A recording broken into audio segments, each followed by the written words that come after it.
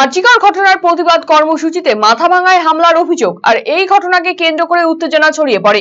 প্রতিবাদ কর্মসূচিতে মারধরের অভিযোগ উঠল তৃণমূলের বিরুদ্ধে। তৃণমূল কংগ্রেসের দাবি, প্রতিবাদ কর্মসূচির নামে রাজনীতি করছে বিরোধী দলগুলো। আমরা মানববন্ধন করলাম, মারধরের কোনো ঘটনা ঘটেনি।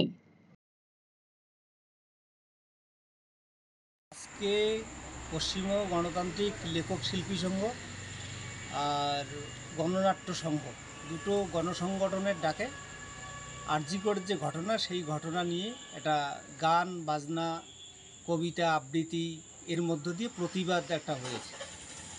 শহরের বহু বিশিষ্ট নাগরিক আজকের এই প্রতিবাদ মিছিলে সমাবেশে সামিল হয়েছে। এখানে কোনো ঝান্ডা ব্যবহার হয়নি, সর্বস্তরের মানুষ যাতে অংশগ্রহণ করতে পারে। তিলোত্তমার বিষয়ে আমরা সবাই মর্মাহত, দুঃখিত।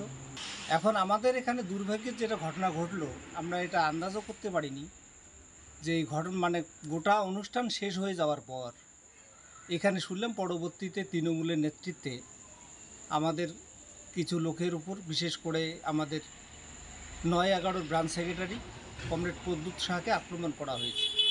উই ওয়ান্ট জাস্টিস এটা চেয়ে যখন আমাদের এখানকার যারা ছবি আঁকেন শিল্পীরা, তারা এঁকেছেন রাস্তার উপরে, এটা জাস্টিস চাইছেন, উই ডিমান্ড জাস্টিস, এটার ওটা সহ্য করতে পারে। কারা আক্রমণ করলো? এটা তৃণমূলের পক্ষ থেকে আক্রমণ করা হয়েছে, এটা শুনলাম। আমি মাথাভাঙা থানার আইসিকে 2বার ফোন করেছি, ফোনটা রিসিভ হয়নি। হয়তো ততক্ষণে ঘটনাস্থলে তিনি গেছেন, হয়তো বা পুলিশদের পাঠিয়েছেন। এই পর্যন্ত শুনলাম। এটা সত্যিই খুব দুর্ভাগ্যজনক এবং আমি ধিক্কার জানাচ্ছি এই ঘটনার সাথে যারা যুক্ত তাদেরও শাস্তি হওয়া উচিত। যারা তিলোত্তমার এই শাস্তি যারা এই অপরাধের সাথে যুক্ত তাদের শাস্তি চাওয়ার জন্য যারা সামিল হচ্ছে, তাদের উপর যারা আক্রমণ করছেন তাদেরও আমি ধিক্কার জানাচ্ছি এবং তাদেরও শাস্তি হওয়া উচিত। আমরা তো যে ঘটনাটা ঘটেছে আরজিকর কাণ্ড, সেই ঘটনা নিয়ে আমরাও মিছিল করেছি। আমরাও যারা দোষী আছে তাদের আমরা শাস্তি চাচ্ছি এবং আমরা মিছিলও করেছি।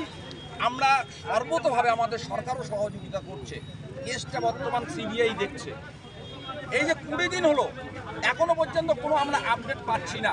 কিন্তু এর পিছনে বিজেপি এবং সিপিএম রাজনীতি করছে, নন পলিটিক্যাল ব্যানারে পলিটিক্স করার চেষ্টা করছে। এটার বিরুদ্ধে আমরা এটাকে ধিক্কার জানাচ্ছি। डिजिटल इंडिया सेल शुरू हो चुका है।